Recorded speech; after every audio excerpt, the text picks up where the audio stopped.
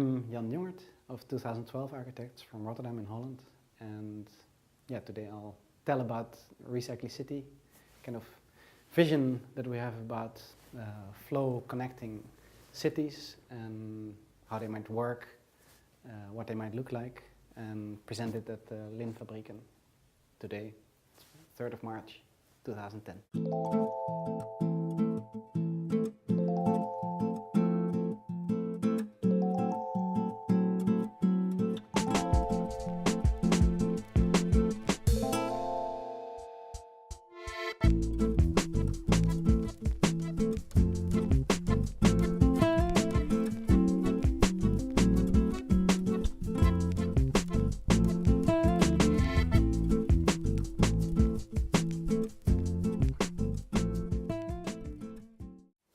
This lecture I will present the work that we have done as 2012 architects in the last 12-15 years that we have been working. I'll show quite a variety of stuff. It will be somewhat history and a bit of what we imagine future. Also very small scale experiments that we have been doing. Also a bit of more scientific research that we have been doing, and also from furniture up to urban planning. What I hope is that it kind of gives the impression of a city that we as an office have a slight idea in our head, of what it might mean in the future. And this city we call Recycle City. Our office in Rotterdam. Actually, we started off really as a reuse project. That's also what our name is based on. We started in a small street in a kind of normal housing area in Rotterdam.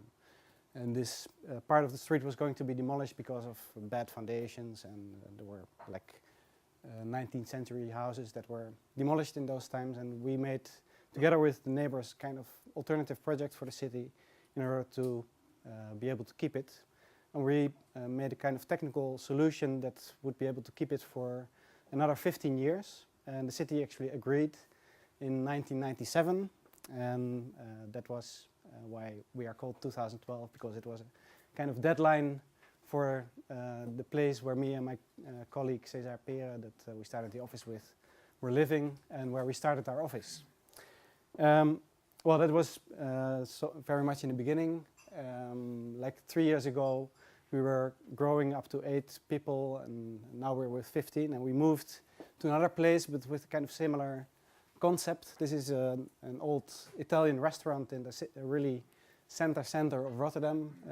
I mean, next to the Hilton. It's opposite to the Hilton Hotel, so it's a very good spot. And it was empty for 4 years. And they were going to plan a new skyscraper on that place, so we asked the owner if we could have our office there, and they actually agreed. We're there now for 3 years, and probably at least till 2012 we will probably be in this site, and we work with about 15 people at this moment. Like I said, I will start with a kind of historical reference of where we come from, and maybe a kind of history that has been forgotten in the last century, and it's very well illustrated by a couple of paintings that Van Gogh was making in the 19th century. This is the village where he was living, Nuenen, and it's the old church of Nuenen, and he painted that. It was a kind of his study object to paint with, and this is really in a time when buildings were built with local materials, even if they were of this kind of international organization like the church. Depending on the type of soil that you have, the stones were colored by the type of clay that it had. And it was built out of locally available materials. And as well, when it started falling apart, it kind of crumbled down and melted again back in its surroundings without making any problems. Well, this is more or less what happened to this church as well. It's somehow they stopped. The people of Nuenen stopped using it, and it started to come down. And actually, before this happened, Van Gogh painted the kind of zoom of a really nice event, which is called the auction of the Church of Nuenen. And what you see in the center here is an auction master selling the different parts of the church to the local inhabitants. So the glass windows, maybe some stone, maybe the roof tiles, they're sold to the inhabitants. And you can see at the left side that even the crosses from the graveyards are taken apart and sold to the highest bidder. And they probably use this maybe to improve their house or as wood in the stove or something like this. So that's a kind of a pre-industrial closed material cycle society. Well, this changed pretty much. Van Gogh died in 1890, which is pretty much the kind of starting date of the huge industrialization that took place.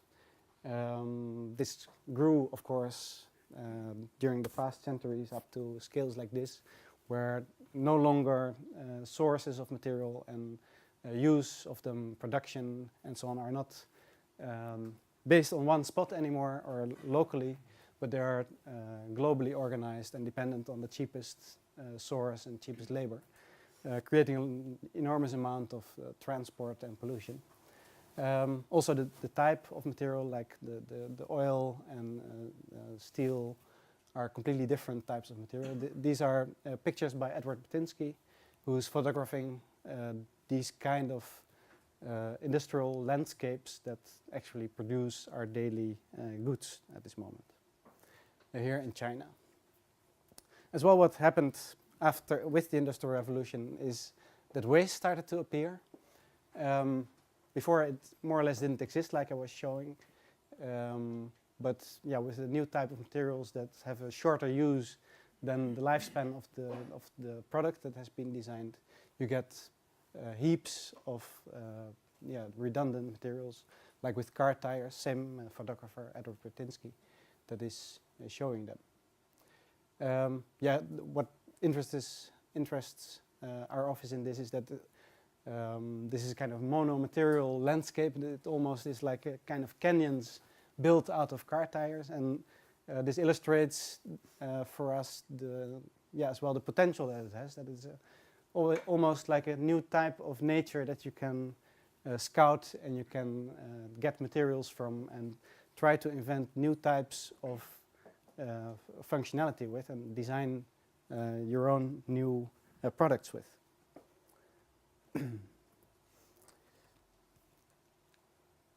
Well, steel scrap, other types of waste.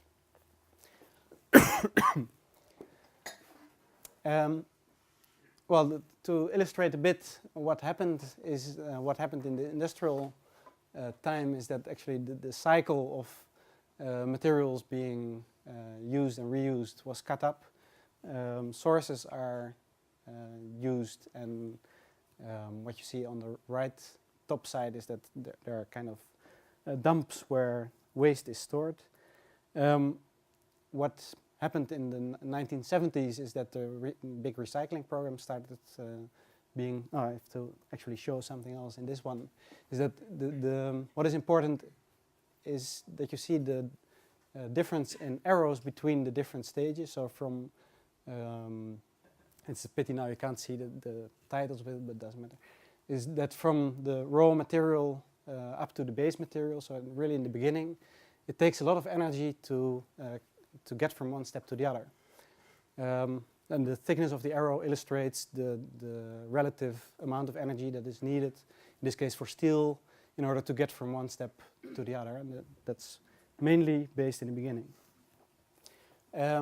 And what happened with the recycling programs is that, okay, the loop is more or less starting to be closed again. Less and less raw materials are needed in order to create our products.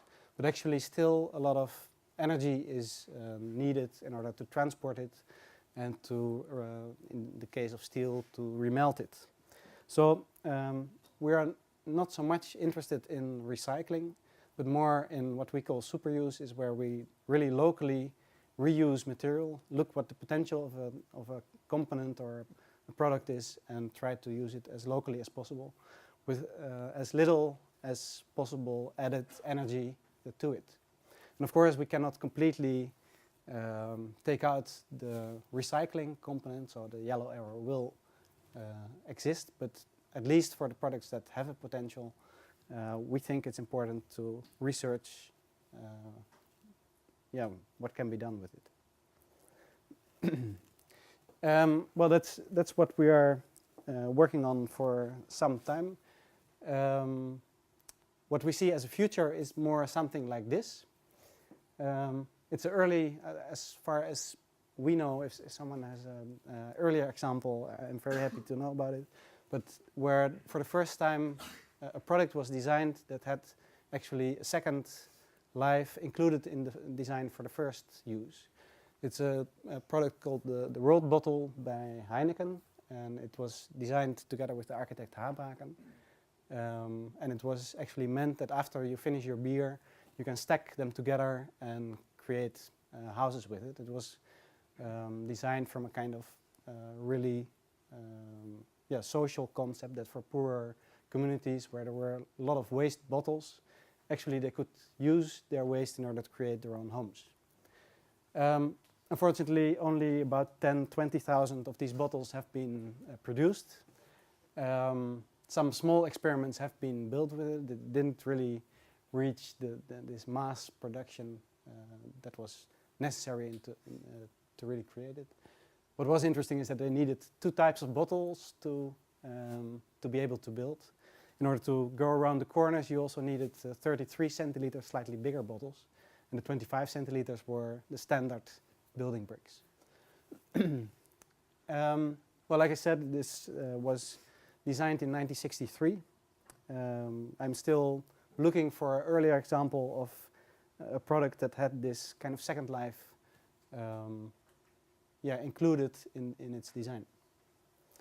At this moment, a guy that worked together with the architect is still working at the same concept at a big chemical company in Holland, DSM, inventing new type of bottles, PET, in this case with PET, not with glass, in order to be able to combine them and carry them without needing, for instance, extra wrapping or crates to transport them. Because of insurance policy, they don't call this building material, but they call it a toy that you can actually play with. Well, maybe some of you know this product, the design by Instant Design, the German, Swiss design group that actually works with the same concept and includes crisis scenarios in their product design.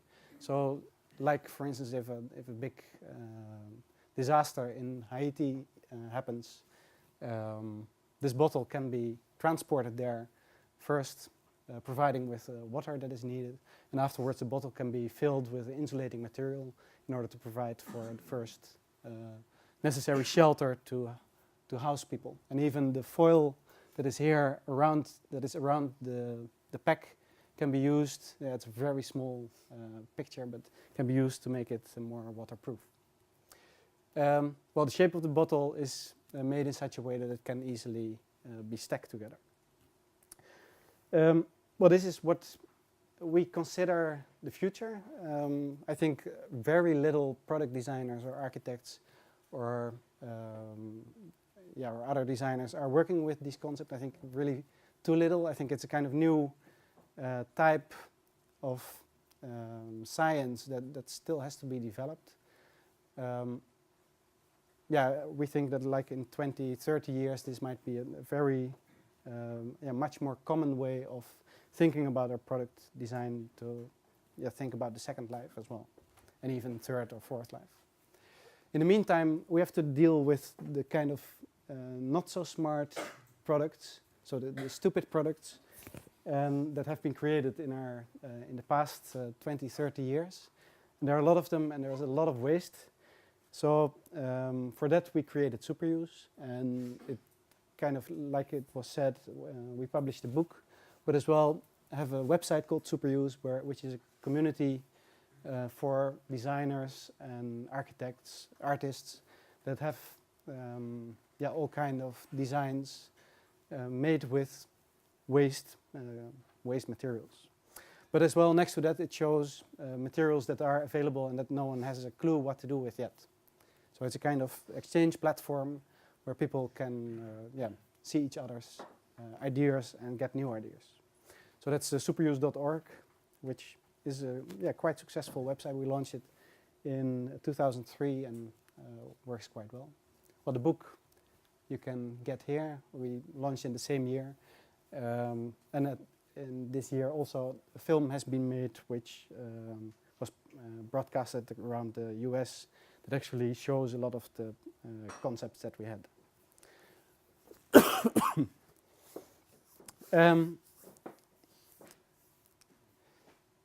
Okay, I'm going to show now a couple of projects that we have been doing in the past years, starting with a kind of iconic product of our sustainable energy provision.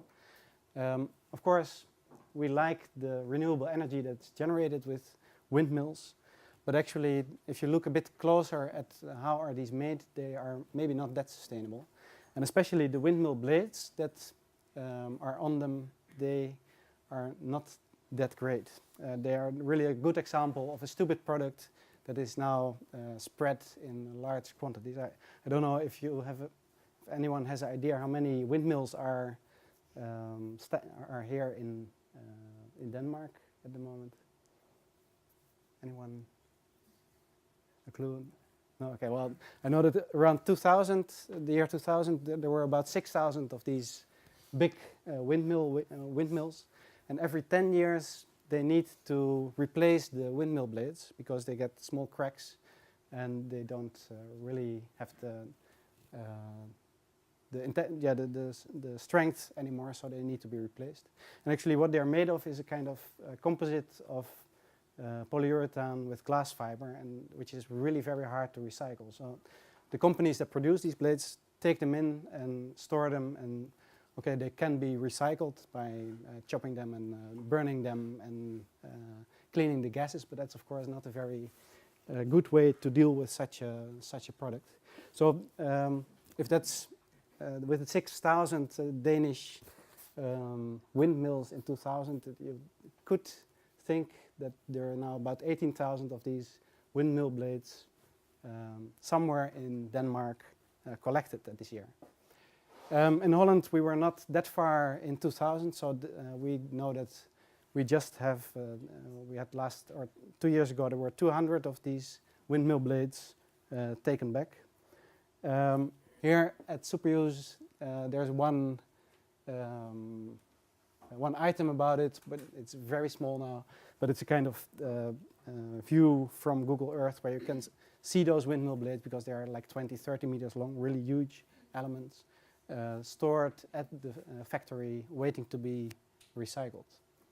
And like 3 years ago, we were asked in Rotterdam to design a playground for kids in Rotterdam.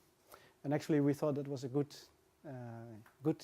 concept, or a good moment to start looking at these windmill blades and try to find the possibility to build a playground. Here you can see my colleague Jeroen. We're with 3 partners at this moment, investigating one of these windmill blades, and you can see a bit the scale that they have, like 2-3 meters wide and 20-30 meters long. We made a kind of, I would say, lazy design. That's something we look for, to try to make designs that don't do too much to the elements that we use. It's kind of Wikado or Mikado with the windmill blades. We cut them 1 or 2 times and then use them for different functions. Because we made this Mikado, we called this place, the Wikado. And some of these windmill blades are used as towers and others are laying around. 2 years ago it was actually finished, this project, and people and kids started using them. This is a kind of overview where you can as well see the kind of setup that we made. And actually by just cutting a couple of holes in the windmill blades and cutting them in different ways, all kind of different functions start to appear in them. We also had 2 F-16 cockpit pieces laying at our office for 3 years. Didn't know what to do with it. We had a couple of projects where we thought to integrate them, but it didn't work out. And in this design for the playground, we finally found a good use. It's a kind of watchtower for kids, so they can look around at in their playground. And actually, by putting them on different levels, you can create all kind of different functions with this similar element. And actually, the shape that these windmill blades have, they give a really nice potential for making different designs and functions with it. Like, for instance, this kind of gutter, which is included in this design. It's not visible in one of the pictures, but it's used for kind of water coming from one of the towers where kids can play with sand in this place to create a kind of water flow in it. Of course, there was an old playground on this site, which was made out of wood. It was really like 20, 30 years old. All the wood had more or less rotten, but of course the stainless steel slides that were there, they were still very useful. So we took them and included them in this playground, and they're here integrated in one of the windmill wings.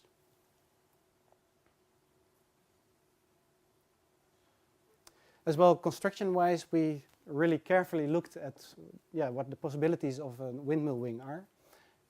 This is the side where they're connected to the central rotor of the windmill.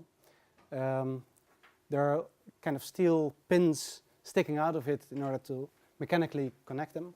And we used those pins in order to fix the towers to a concrete foundation below it. So as well, we used the integrated construction in order, we reused that in order to set the towers up.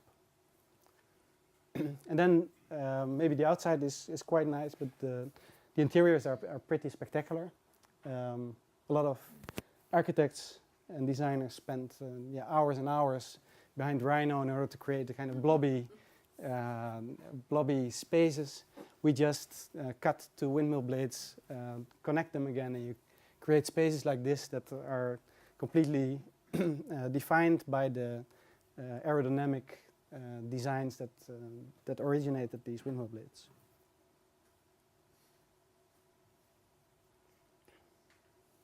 And yeah, for adults it's a slightly too narrow space, but for the kids that this is made for, of course, it's a great space to hide and seek and go after each other, which is the main excuse to build anything in a playground at all. Okay, the second project is based on a design that I made during my study still, which was called the White Good House. I really started to investigate at some point what can you design with products that are really very close to you. So not to look too far, but in your home, what do you have that actually can create a new house, knowing the enormous amounts of waste that are available. That is something in working with waste is if you see just one single object rejected, you don't really get ideas, but if you get the figures of the amounts, things start to work in your head and you can start to create kind of bigger plans with it. So I got to know at some point that in Rotterdam, where I was doing this project, like 10,000 fridges a year are disposed, which creates a lot of insulation material actually, which of course the fridge itself mechanically doesn't work anymore, but the insulation that is in it can be used for at least another 20, 30 or 50 years. together with a kind of facades that I imagined made out of the sinks that are of course very waterproof, windows made out of washing machine doors. Yeah, the first concept started to come up, and this resulted in a kind of experimental design for the white good house, where even the kind of I used the standard library of the drawing program in order to create facades like this with the sinks. And the round parts you see are the windows made out of the washing machine doors. And what interests me very much is what happens when you start to integrate different elements that never were meant to meet each other. Integrating them based on the function that they might get in a new use. So here, for instance, what happens when you connect a washing machine door together with a sink. It creates kind of new, very spatial window frame with a lot of potential, like for instance to integrate the light in the hole to get extra light inside at night or something. But of course, okay, that was a kind of design experiment, and we started our office at that time, and we didn't get immediately a commission to build someone's house like this, surprisingly. So we started experimenting on a kind of smaller scale with different elements that we had found. And one was the washing machine, because at some point we got a project where we were asked to design a kind of small space for a festival in Rotterdam. And we thought, okay, it's a nice opportunity to investigate the washing machine. We got about 15 washing machines from a collector, and started using just the facades or the fronts of. I start using architectural terms now for the product, but just the fronts of the washing machine in order to create a kind of primary shell. We found a couple of steel beams and cut them in a shape that would fit still through doors and create a kind of optimal space, and bend them according to the sizes of washing machine fronts. Because at the time about half of the washing machines that we collected were Miele washing machines. We called this the Miele Space Station. And actually, while dismantling them, we had our own workshop at that time. We found out that actually they're called that they are the best washing machines. But we found out that as well, when they are a waste, they also are one of the best, because you can actually take them apart very easily. The machines are not welded or glued together, but they are bolted and screwed, so you can actually take apart all the different elements, which also makes them easy to repair, of course, and actually use the different elements for different functions as well. So this is the Miele Space Station 1, not very waterproof, but used as a pizza handout space during a festival. And as you can see, there are different elements that you can place in different ways, and it has been traveling in that position, or in that configuration at some points. Then afterwards we were invited to a mobile architecture festival on the condition that we would really place our office there for 3 months in Utrecht, which coincided with the kind of research that we were doing in that city. So we used all the other elements that we still had, because we just used the fronts of the washing machine for the first space station. So we had sides and backs and all kind of other stuff that we started filling up the different elements with. So even the sound system that we included, that you can see below here, are made out of Philips barrels. They are somehow made out of plastic, which have a good woofer potential. So this was Miele Space Station number 2. We had our own solar panels on the south side, providing us with enough energy to run our computers there. And since it's a kind of modular system with different elements, making the space bigger and smaller. We could actually pack it up in our car and drive around, because we were invited on different kind of festivals. And yeah, like this, we could travel around with our office car. And then the last site where it was placed was at the Faculty of Architecture in Delft. They at some point really wanted to improve the faculty, and they wanted to start with a good coffee, because it's also kind of social binding assistant, a good espresso bar. So we decided to actually sell our Miele Space Station to the Faculty of Architecture. And we adapted it a bit so it could function as an espresso bar as well. And one of the ideas that we had was that this Faculty of Architecture is really like a bunker building. So we were very fond of our Miele Space Station. I thought, well, if we place it here, it will at least survive for another 50 years. And it will be maintained by the faculty. Around it, we placed a couple of chairs made out of airplane seats. We bought 50 airplane seats, and some we put on legs, but other ones, I don't have an image of that, we put on a barrel of a washing machine, so you could actually turn around on it. Here you can see the back of the espresso bar, and what you can see is that we inserted a kind of new interior in it, which is made out of building signboards. Those are the signs that generally promote a building site or a new building which is constructed in the town. And they're made out of very high quality waterproof wood, very thin, which actually functions very well in order to make a kind of wet space like an espresso bar. And as well, we included some parts of the building itself, which was renovated, and we took them and made these overhanging doors.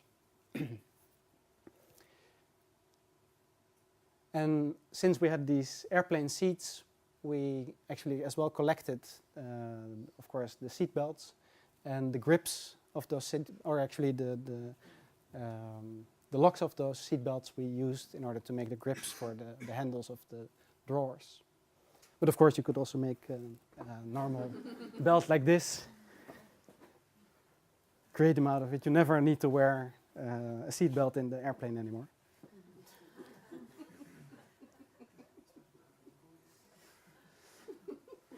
Well, like I said, we thought it would persist for another 50 years there. But then, just a bit longer than 1 year after we installed the espresso bar here, a big fire caught the Faculty of Architecture. It looked like a building that could never be destroyed, but it was completely burnt. And actually, the ground floor had not caught fire, so our espresso bar was still in good condition after this fire. But because of the size and the insurance, they just couldn't take it out before the building was demolished. So it actually ended up with the scrap, which was a bit pity. At this moment, we are trying to gather new funds in order to recreate the Miele Space Station a second time. Very unfortunate. Well, I was showing the white good house. This was the espresso bar was one of the first mono-material experiments that we were doing out of it. The second one was dealing with another element, the kitchen sink, stainless steel, as I was saying.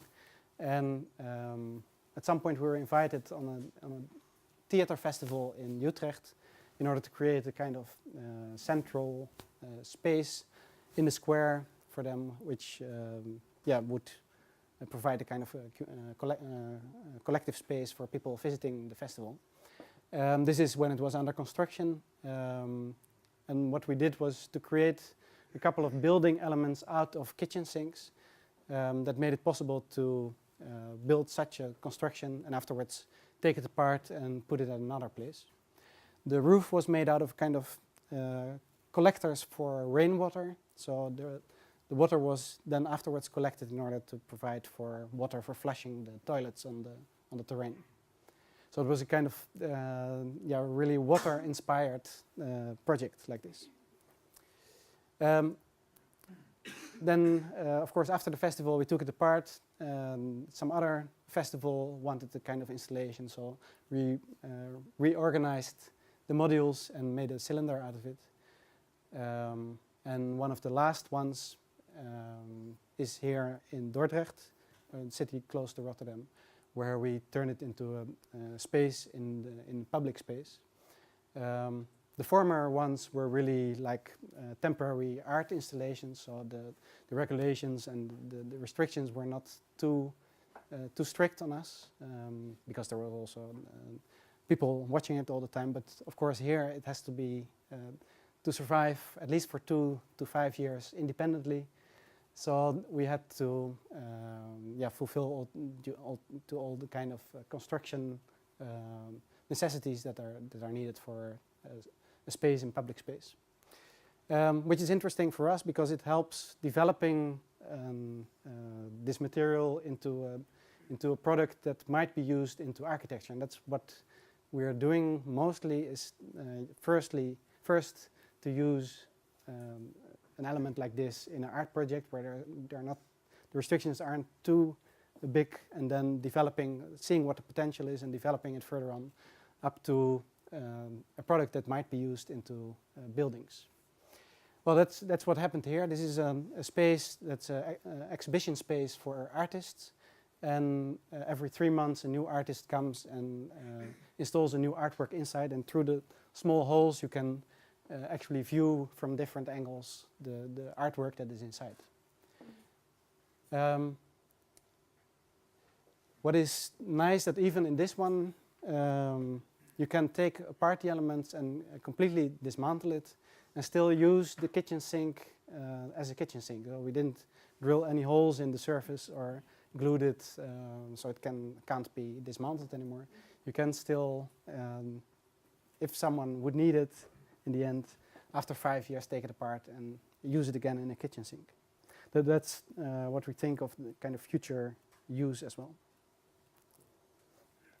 And of course, our imagination in this time started growing. So, like I was saying before, the holes for the drain can be used, for instance, for light fixtures. This is a kind of experimental installation for it, but that's what we started doing when we were invited by MVRDV in order to participate in a big urban plan where they invited 25 architects to design parts of the blocks that are there, and we actually started using the kitchen sink in order to make facades out of it.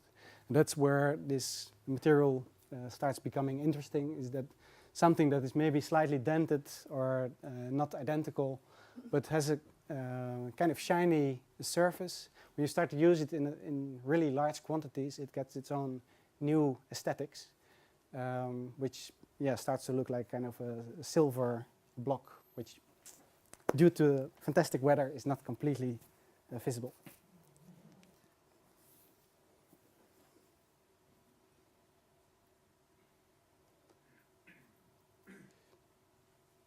And of course, at night, you can use these light fixtures in order to create a very nice night view.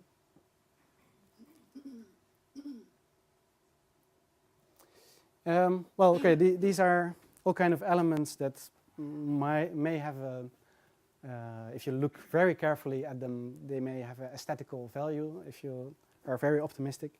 But one of the big challenges for us was to start to design with what we see as one of the ugliest ever designed building components for architecture, the plastic window frame.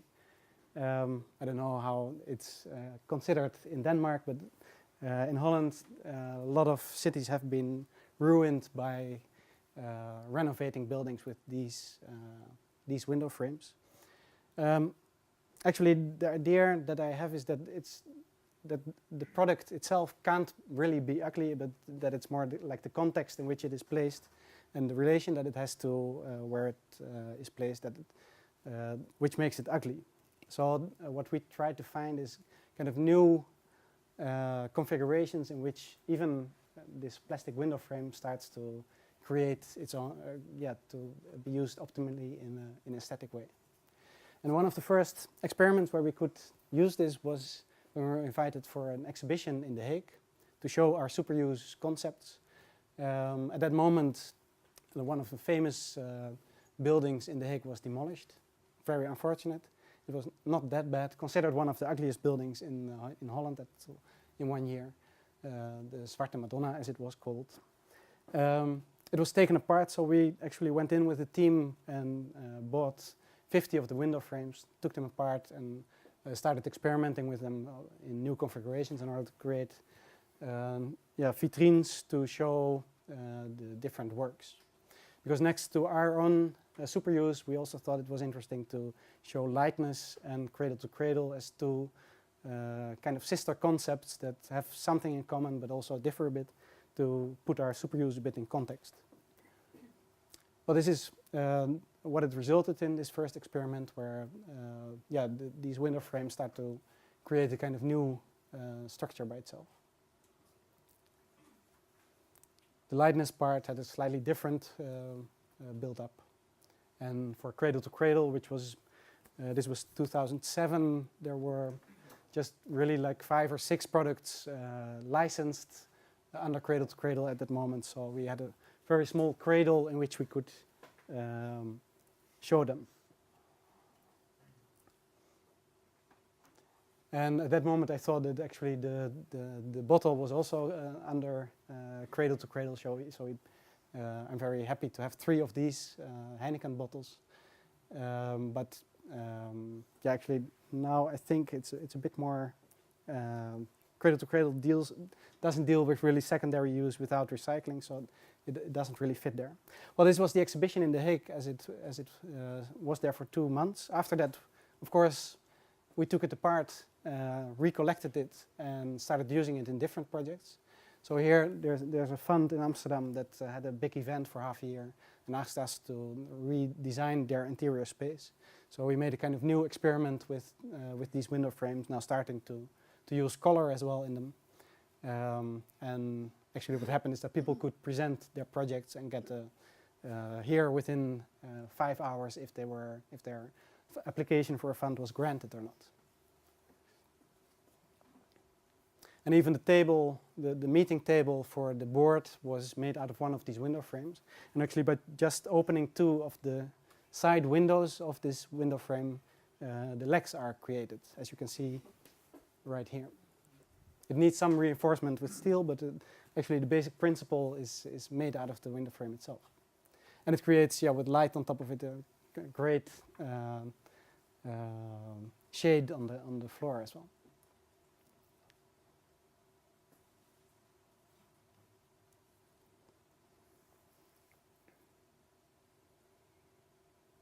Well, and then the last experiment that we did with the window frame, since the faculty had burned, the architecture faculty moved really very quick to another building. They thought at that time temporary, so they asked all the architects that were involved in the renovation of the old building to redesign the parts that they had been doing in the old building. So we were again invited to design the Espressobar. We still had 10 window frames of this Zwarte Madonna left. So those 10 window frames, together with the machinery that's needed in the Espressobar, together with the kind of huge concrete beam which was in the space, turned into a kind of 3-dimensional puzzle, reshaping space with these window frames, which resulted in a space here, working as a new Espressobar there. And the door that we made, it was as well created out of 2 of the more square-like window frames, opening like this.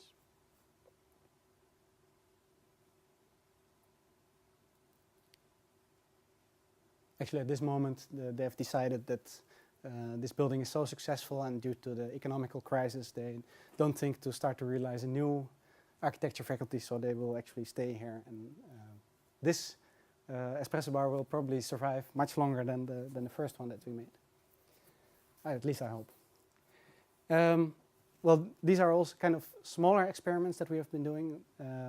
Actually, this way of thinking starts to become economically more feasible, and as well, I think, in an environmentally conscious way, starts to work out when you start to work on a bigger scale. So we have been doing as well some kind of a couple of researches where we start to investigate this bigger scale.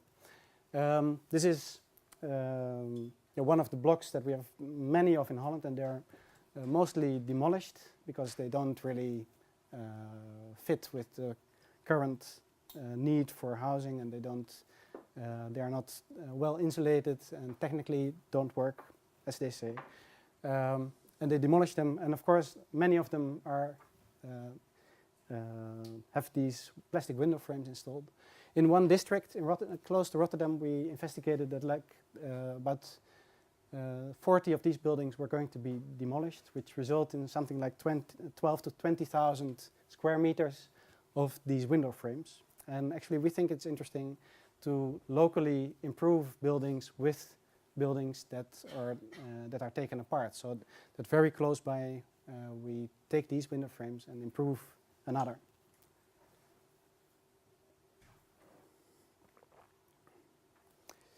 And here's a bit what we think of is to create a new facade around the existing building, enlarging the space, kind of the interior space of such a house, but as well thermally improving this so that it gets a higher insulation and also starts to collect heat. And yeah, it is of course still in a kind of sketch design phase for this research, but as well we start to investigate what the aesthetic potential is of these window frames if you start to use them in this big scale. So what we did is to investigate what the types of different types of window frames come from these buildings and start to make puzzles with them, creating new kind of buildings like this. Well, how they technically would work is that actually they start there. Of course, it's on the south and the west and the east facade that we start to wrap these old buildings, that they start to collect heat during summer, which is stored and then used again in winter in order to generate most of its own heat. And that's where it starts to become really interesting, is that you use these materials not just to create a new space or some kind of new building, but that you start to also improve buildings locally with waste materials. And that you can create in this bigger scale some kind of way of working and a kind of new industry that regenerates these old window frames into this function. Well, then in this project, one of the projects that we realized is this villa. We just finished it in last December. This was really still our first super use villa, I would say, where about 60% of the villa is made out of locally available materials. It's for two art collectors that invited us to design their home.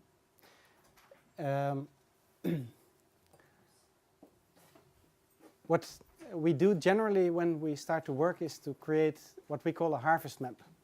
And a harvest map you can make for all kind of different things, but we started off with collecting materials.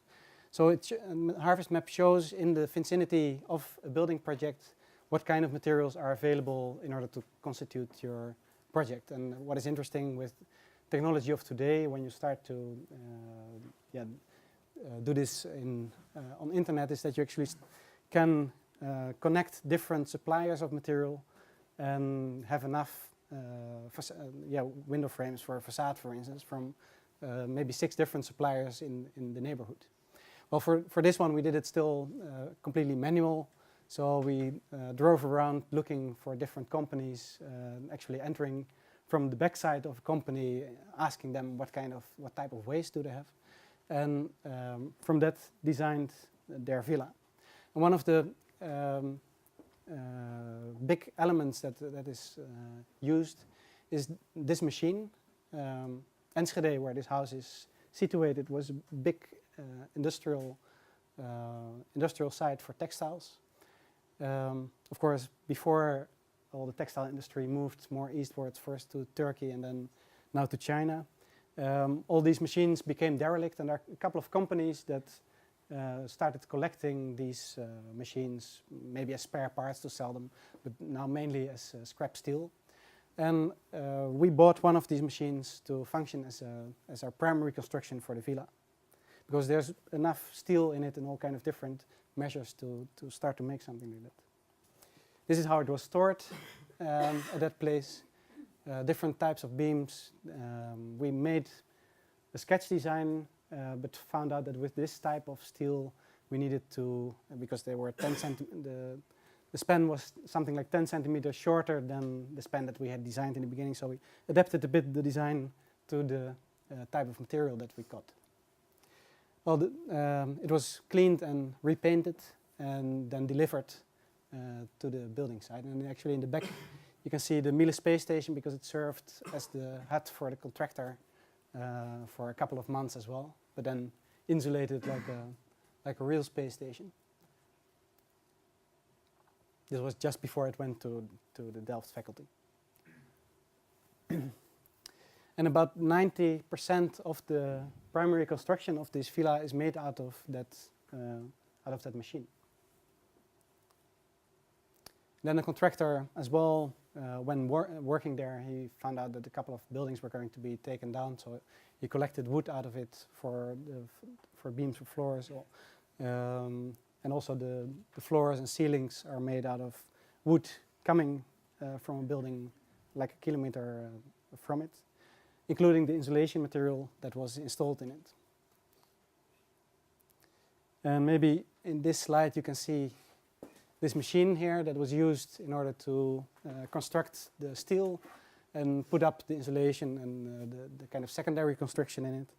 And initially we had designed a space where an elevator could be placed for the clients, but because of budget we didn't manage to find any budget in the project to really realize it. And then when the contractor started preparing this project, we thought, okay, it may be interesting to buy an elevator that we can include in the house in order to be used as an elevator. So after the construction, the primary and secondary construction was done, the hole that was put into the foundation was filled with the elevator, and it's now functioning as a goods transporter within the house. This is, of course, not covered by any insurance. But since we call it the goods transportation elevator, it's possible. Another important material for the design was the knowledge about cable reels. We've been experimenting in the same way like I showed with washing machines and kitchen sinks with cable reels. Already since 2000 we started designing kind of small art projects with them, discovering what the potential of these components are.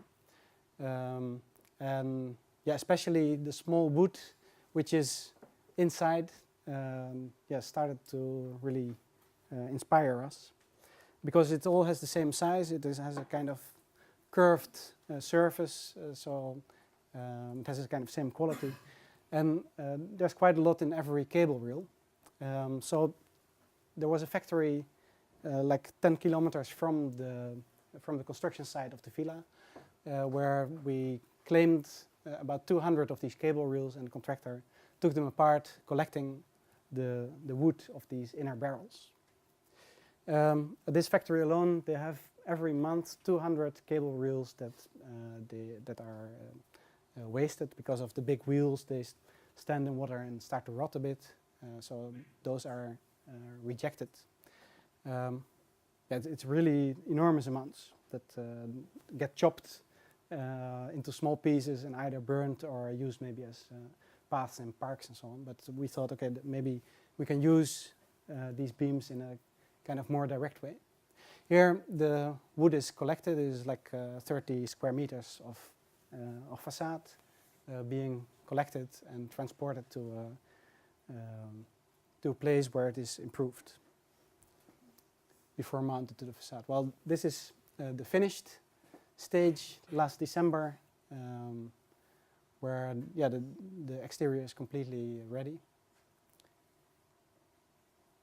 And what you can see is that the sizes of these cable reel beams also decides the expression of the facade. In the beginning, we thought, okay, we use the real full size of these cable reel boards, but for detailing, it was a bit better that you kind of cut them diagonally. So there are some very small pieces have been cut off, but mainly the size that's left over, decides what kind of facade you get. The big windows that you see, they are new. So like I was saying, about 60% of the building volume is local reuse. But of course, as well, parts we had to put in new. And I must say, during construction, we had the biggest problems with the suppliers of new materials more than the super-used materials. As you see, the wood is slightly darkened compared to the cable reel wood as it comes. And what we decided is to improve this wood so it can survive another 40 years. Because it's one of the simplest types of wood, spruce, which generally wouldn't stand for a long period. But we found a kind of improvement method which is using heat from industry next door in order to improve it and make it last for 40 years, which is called platonizing.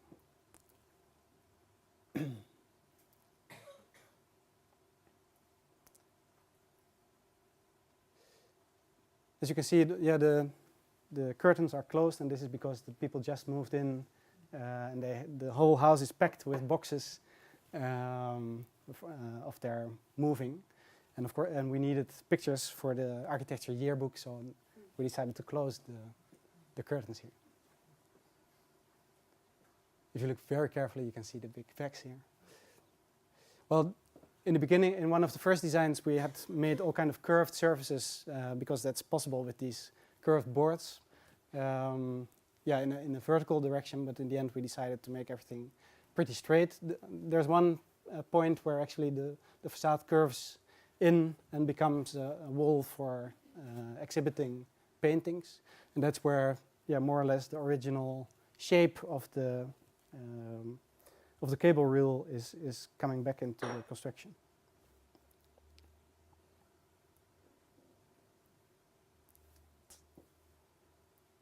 Well, in the better pictures are in the mark, if you want to look more carefully. Well, that's the exterior that I showed. The interior is a bit more modest in its way of expression because they have this painting collection. We didn't want to make a kind of very colorful and expressive interior because the paintings that they have should decide their interior. So that's quite neutral in a way. You're showing the walls that can be hung with paintings just before before they started moving in. But then again, when you open the interior, like shelves and so on, then again you find the materials that they have been constructed from. So these are again the building sign boards that are used to make drawers and so on. This is not very visible, but just mentioning it, that the interiors of the bathrooms are made out of coffee cups that are compressed together into big sheets that really very much look like natural stone, but then are much warmer than natural stone. And the last picture showing the interior is one of the lamps that was designed with a Utrecht designer together with them. And I wonder if anyone recognizes what this is made out of.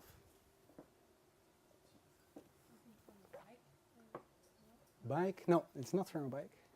An umbrella? Yeah, exactly. I read the mark. Ah, okay. Then you're cheating.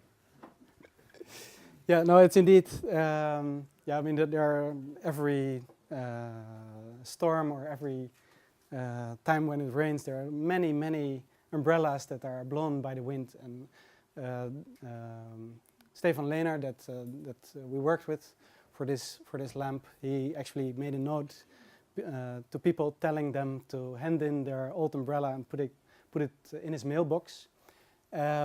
So he got about 200, 300 old umbrellas, and we made like 30 of these lamps out of them. And these are two of the pieces that hold the cloth. And they actually conduct the electricity to the lamp. Well, this is a kind of impression of what happens when you start to light the villa with it.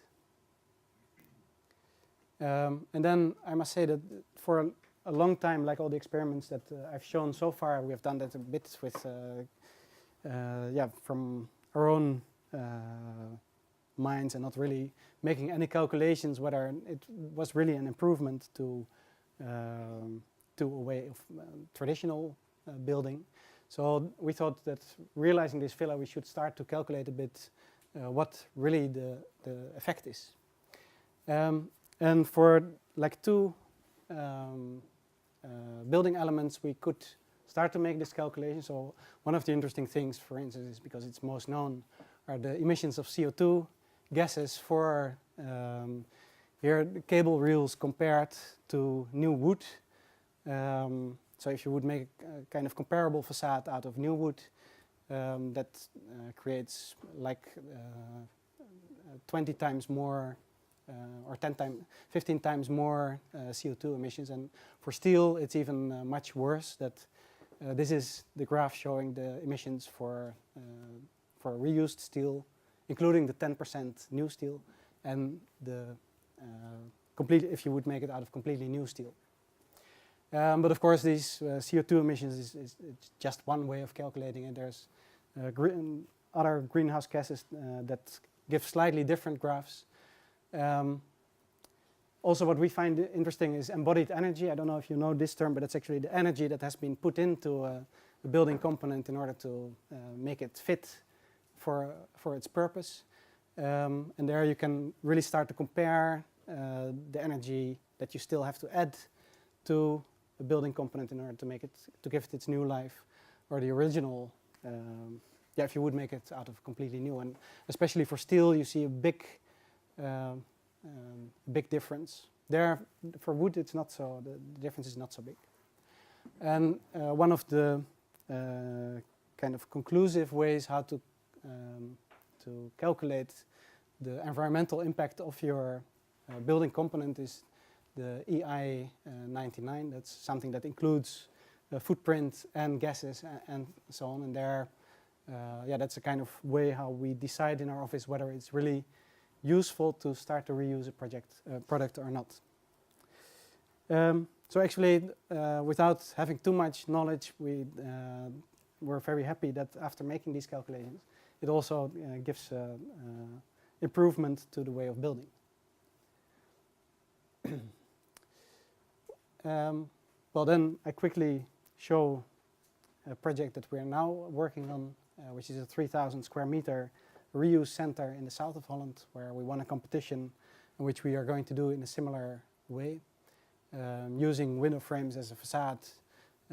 Here we experiment with hay bales or paper bales as a big insulating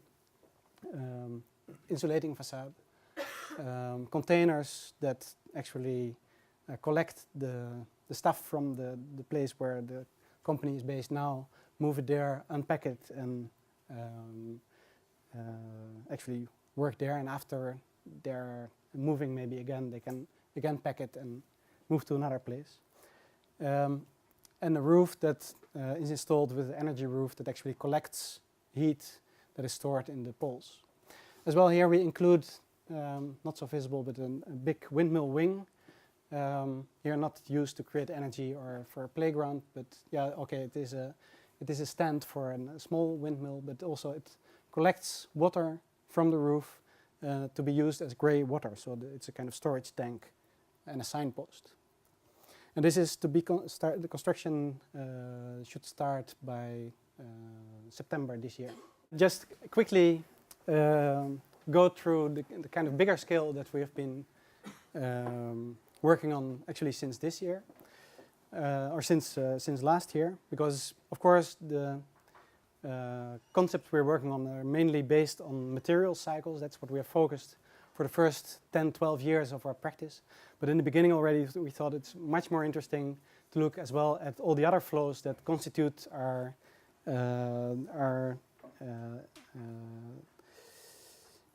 life at this moment. And one of the examples that we use, I don't know how much it's known in Denmark, but for us it's a very good example, is the Kalundborg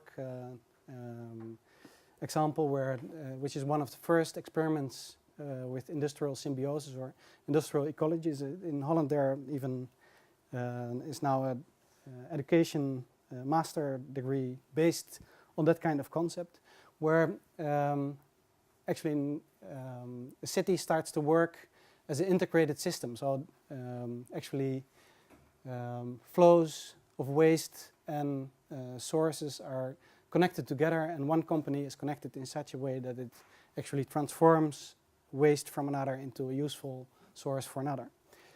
So this is something that grew from 1960, I think, but this is a situation 1985 up to 2001, where more and more connections are made. And actually, yeah, this is a picture of Kalundborg, which doesn't look like a too interesting city, but knowing the hidden infrastructure below it makes it into a quite interesting concept. There are only 3 other cities in Europe known that work with this concept. Well, we started investigating. I'm not going too deep into it, but the different flows that constitute our cities at this moment. They're to be divided in this way. And what we are doing at this moment is to make strategies and urban plans that make it possible to start to reconnect these flows and connect them locally, because as I was saying in the beginning, flows are now going around the world and not contributing in any way to the quality of our urban structure, more just polluting them. So what we do is to, in years, start to connect different flows, not making them completely autarkic, but getting as far as possible. We've been doing for the Dutch government a study for a shrinking city in the south of Holland, where we started to use this type of technique, and where we actually, for 4 different flows like water, food, energy and money, started to make a strategy for every 10 years what you need to change to the city in order to start to bind flows and bring them together. So even for money flows, which are generally not used locally, you can start to relocate them and use them more locally.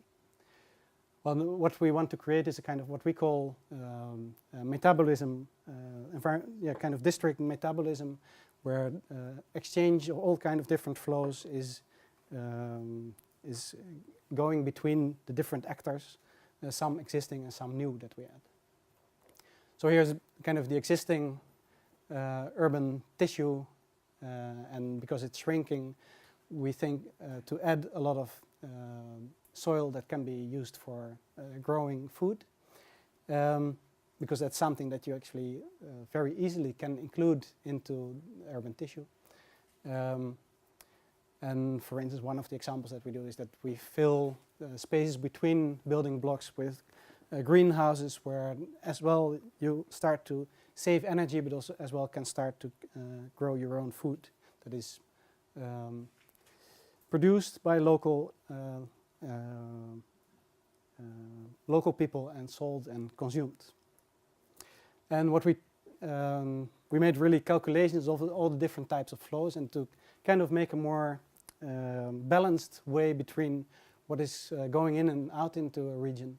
This is the influx of a region, showing the influx of a region for money, water, energy and food, how it is at this moment, and what we are able with local production calculated for that side to reduce, actually make a more balanced source of income, have about 80 or 90% of the water reused locally.